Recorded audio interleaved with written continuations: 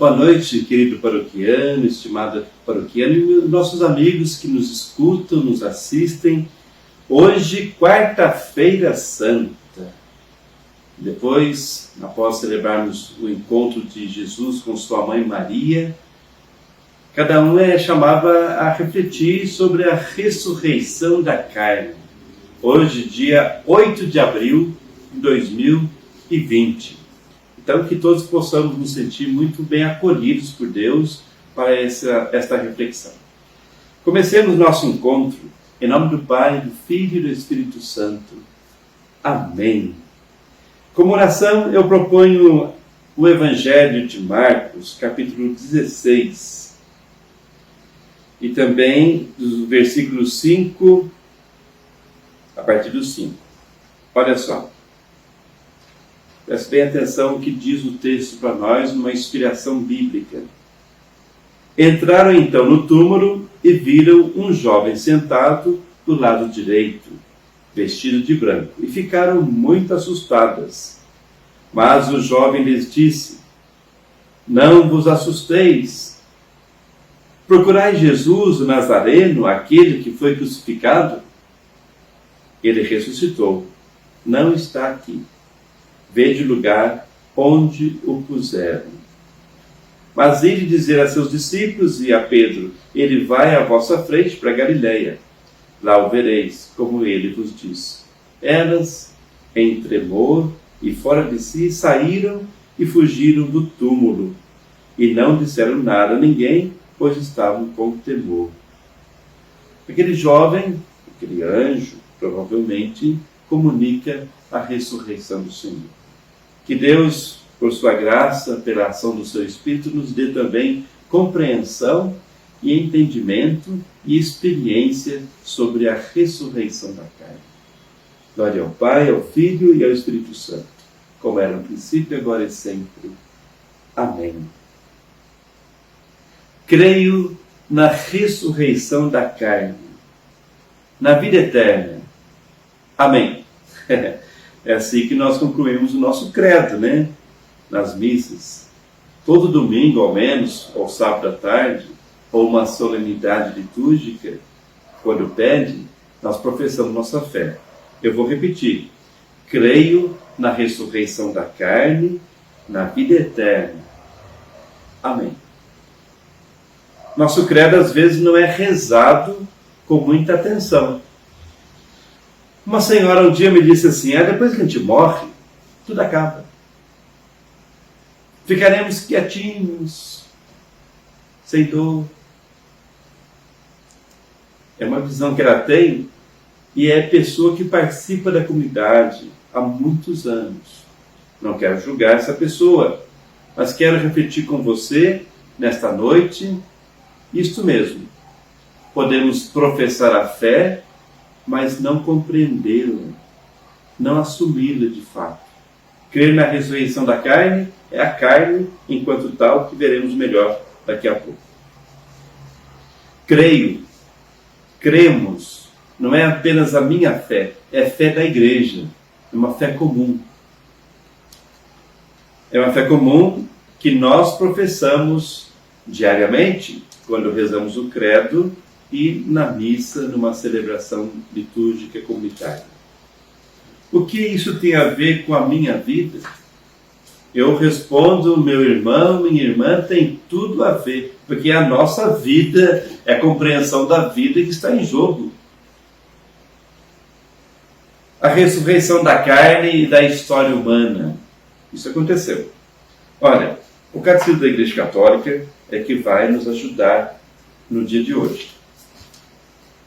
No número 639, número marginal, diz assim, olha: o evento histórico e transcendente.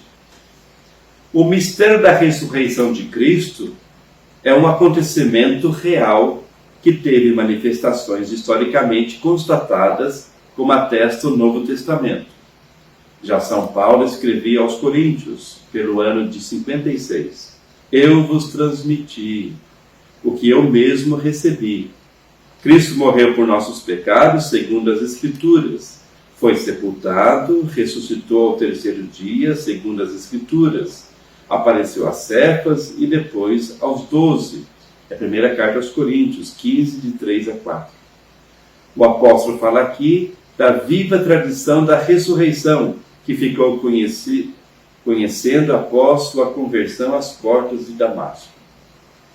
Fundamental esse texto, Paulo não tinha experimentado fisicamente a experiência do ressuscitado, foi depois. Ele ouviu dizer e fez a experiência do ressuscitado. Então ele conta de algo que era real, era experimentado, era transmitido por convicção dos apóstolos e de todos. Mas Paulo faz uma experiência concreta do ressuscitado. Não foi ninguém que falou simplesmente, foi o ressuscitado que manifestou a ele.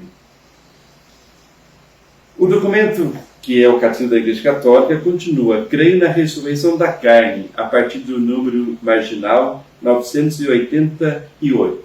Mas o 989 diz assim: Cristo ressuscitou verdadeiramente dos mortos e vive para sempre.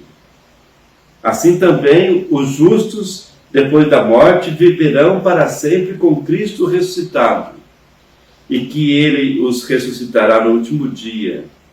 Ele ressuscitará no último dia. Tal como a dele, também a nossa ressurreição será obra da Santíssima Trindade. Nós cremos na Santíssima Trindade. Veja só, o Pai, o Criador, Jesus, o Redentor, e o Espírito Santo, o Santificador, o dinamismo divino em nossa vida. Nós cremos em Deus que se revelou como Trindade. A esta fé que nós temos, um Deus que é Pai, Filho e Espírito Santo, culmina na ressurreição dos mortos e na vida eterna. 989. No número 989 ainda diz: se o Espírito daquele que ressuscitou Jesus dentre os mortos habita em vós, ele que ressuscitou Cristo Jesus dentre os mortos também dará vida aos vossos corpos mortais, pelo seu Espírito que habita em vós. Já da carta aos Romanos 8, versículo 11. Os 990 diz a palavra carne. Precisamos entender muito bem o que significa para Paulo, para a Sagrada Escritura e para a Igreja a palavra carne. A palavra carne designa o homem na sua condição de fraqueza e mortalidade. Ressurreição da carne significa que depois da morte não haverá somente a vida da alma imortal, mas também os nossos corpos mortais retornarão à vida. É o Catecismo da Igreja Católica, 990. Estou falando da doutrina da nossa fé cristã a partir da Sagrada Escritura. O 991 diz assim: crer na ressurreição dos mortos foi, desde o princípio, um elemento essencial da fé cristã. A ressurreição dos mortos é a fé dos cristãos. É por crer nela que somos cristãos. É fundamental isso quando nos falamos, nos dizemos, nos consideramos cristãos. A ressurreição da carne, dos mortos. É fundamental. Se nós não cremos nisso, não somos cristãos. Porque Cristo que morreu na cruz, ressuscitou, mas antes foi sepultado. Houve a morte física. Como é que alguns dentre vós dizem que não há ressurreição dos mortos? Se não há ressurreição dos mortos, também Cristo não ressuscitou. Mas se Cristo não ressuscitou, é vã a nossa pregação e vã também a nossa fé. Mas não, Cristo ressuscitou dos mortos como primícias dos que morreram. Paulo, primeira carta aos Coríntios 15, de 12 a 14 e 20. A ressurreição de Cristo e a nossa ressurreição. Nós não celebramos nessa Semana Santa simplesmente a ressurreição de Cristo, mas também a nossa. O Catecismo da Igreja Católica, 995, diz assim: ser testemunha de Cristo é ser testemunha da sua ressurreição. Ah, eu quero testemunhar Jesus Cristo. Então, testemunhe a ressurreição de Cristo. Atos 1, 22.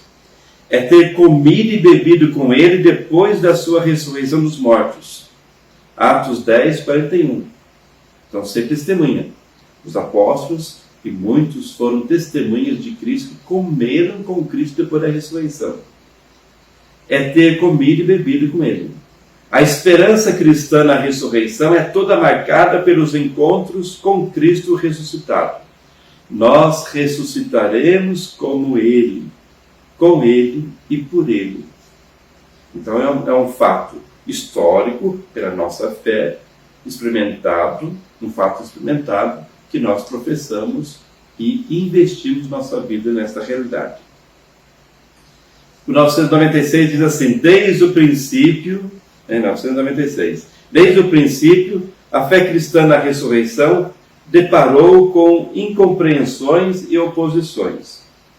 Em nenhum ponto a fé cristã depara com mais contradição do que em torno da ressurreição da carne. Aceita-se muito comumente que depois da morte a vida da pessoa humana prossiga de um modo espiritual.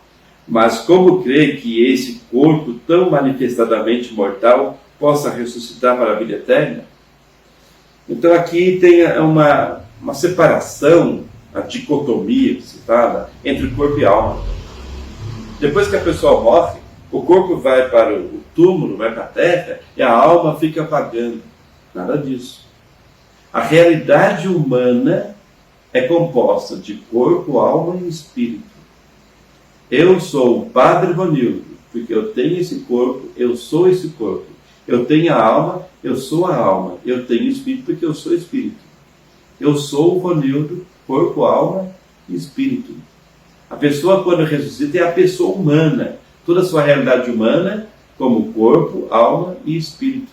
Não se separa. É uma antropologia teológica.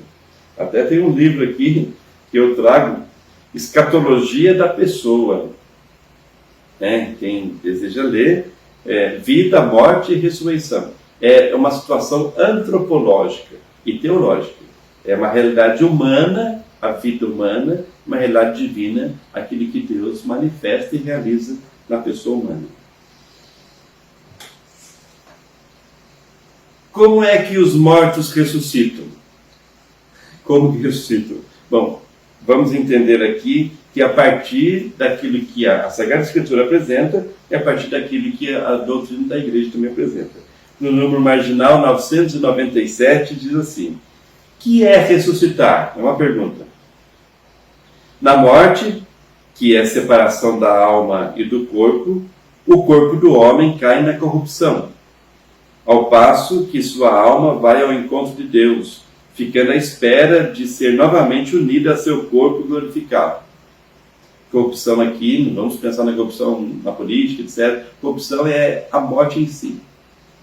Então, fica à espera novamente da união do corpo e da alma, que formam a mesma pessoa, como eu já falei. Deus, em sua onipotência, então isso pertence a Deus, restituirá definitivamente a vida incorruptível a nossos corpos, unindo-os às nossas almas, pela virtude da ressurreição de Jesus. Quem ressuscitará? Todos os homens que morreram, homens e mulheres aqui. Os que tiveram feito bem sairão para uma ressurreição de vida. Os que tiverem praticado mal, para uma ressurreição de julgamento. João 5, 29. De que maneira? Cristo ressuscitou o seu próprio corpo. Vede as minhas mãos e os meus pés. Sou eu. Lucas 24, 39. Mas ele não voltou a uma vida terrestre. Da mesma forma, nele todos ressuscitarão com seu próprio corpo, que tem agora. Porém, este corpo será transfigurado em corpo de glória, em corpo espiritual. Primeira carta aos Coríntios 15, 44. Então, vejam vocês, é o corpo humano que passou pela morte, que será ressuscitado em Cristo Jesus. No número 1000, número marginal. Este, como ultrapassa nossa imaginação e nosso entendimento, sendo acessível só na fé. Este como ressuscitar. Nossa participação na Eucaristia, no entanto, já nos dá um antegozo da transfiguração do nosso corpo por Cristo. Aqui entra uma pergunta: como que você participamos na Eucaristia? Comemos e bebemos o corpo e o sangue de Cristo glorificado, ressuscitado. Então, comemos e bebemos alguém que morreu e alguém que ressuscitou. Quando? Definitivamente no último dia, no fim do mundo. Com efeito, a ressurreição dos mortos está intimamente associada à parousia de Cristo. Parousia é o fim dos tempos, a realização plena de toda a história, todo o sonho de Deus, todo o projeto acontecendo no cosmos e na humanidade e também toda a criação. Diz a primeira carta aos Tessalonicenses 4,16: quando o Senhor, ao sinal dado, à voz do arcanjo e ao som da trombeta divina descer do céu, então os mortos em Cristo ressuscitarão primeiro. Faz pensar, né? No número 1002, se é verdade que Cristo nos dá de ressuscitar no último dia, também é verdade que, de certo modo, nós já ressuscitamos com Cristo. De fato, graças ao Espírito Santo, a vida cristã é desde já na terra uma participação na morte e ressurreição de Cristo. Nós já ressuscitamos em Cristo. Pelo batismo, fostes sepultados com Cristo e também ressuscitastes com Ele, devido à fé que tivesse na força de Deus, que o ressuscitou dos mortos. Uma vez que ressuscitastes com Cristo, aspirai às coisas do alto, onde Cristo se encontra sentado à direita de Deus. Colossenses 2:12 e também 3:1. Então são verdades que a Sagrada Escritura nos apresenta e que nós professamos, como disse no credo, e que às vezes não acreditamos definitivamente. Eu convido a você, comigo, a renovar nossa fé na ressurreição da carne dos mortos. Número 1003. Unidos a Cristo pelo batismo, os crentes já participam realmente na vida celeste de Cristo ressuscitado. Mas esta vida permanece escondida com Cristo em Deus. Colossenses 3:3. Com Ele nos ressuscitou e fez-nos sentar nos céus em Cristo Jesus. Efésios 2:6. Nutridos com o seu corpo na Eucaristia, já pertencemos ao corpo de Cristo. Quando ressuscitarmos no último dia, nós também seremos manifestados com Ele, cheios de glória. Colossenses 3:3. O corpo é para o Senhor e o Senhor é para o corpo. Ora, Deus, que ressuscitou o Senhor, ressuscitará também a nós por seu poder. Não sabeis que vossos corpos são membros de Cristo? Não pertenceis a vós mesmos? Glorificai, portanto, a Deus em vosso corpo. Primeira carta de Coríntios, aos Coríntios 6, de 13 a 15 e 19 a 20. Então, está aí uma situação bem concreta da Sagrada Escritura e da nossa doutrina cristã católica. Depois o documento vem trazendo que é preciso morrer em Cristo Jesus. Para ressuscitar com Cristo é preciso morrer com Cristo. É preciso deixar a mansão deste corpo para ir morar junto do Senhor. Segunda carta aos Coríntios 5:8. Nesta partida, que é a morte, a alma é separada do corpo. Ela será reunida a seu corpo no dia da ressurreição dos mortos. A igreja apresenta assim: nós temos a nossa ressurreição, o julgamento e a ressurreição pessoal, e depois toda a história no último dia será julgada e ressuscitada. Nós temos uma conclusão sobre isso. O documento 1015 apresenta o seguinte. É um resumo, sempre o Catecismo da Igreja Católica apresenta um resumo no final de cada artigo, sessão, coisa semelhante. Olha o que diz. Nós cremos em Deus, que é o Criador da carne. Cremos no Verbo que se fez carne para remir a carne. Cremos na ressurreição da carne, acabamento da criação e da redenção da carne. Nossa. Lembrando aqui que carne é toda a realidade humana na sua fraqueza e a morte fez parte da vida humana por causa do pecado. Se não houvesse o pecado, nós não teríamos a morte. Pela morte, a alma é separada do corpo. Mas na ressurreição, Deus restituirá a vida incorruptível ao nosso corpo, transformado, reunindo a nossa alma. Tal como Cristo ressuscitou e vive para sempre, todos nós ressuscitaremos no último dia. Isso é o número marginal 1016. 1017 diz assim: nós cremos na verdadeira ressurreição desta carne que possuímos agora. Essa carne. No entanto, semeia-se no túmulo um corpo corruptível e ressuscita um corpo incorruptível, um corpo espiritual. Primeira carta aos Coríntios 15, 44. É tão complicado, a ciência apresenta que as nossas células morrem de 7 em 7 anos.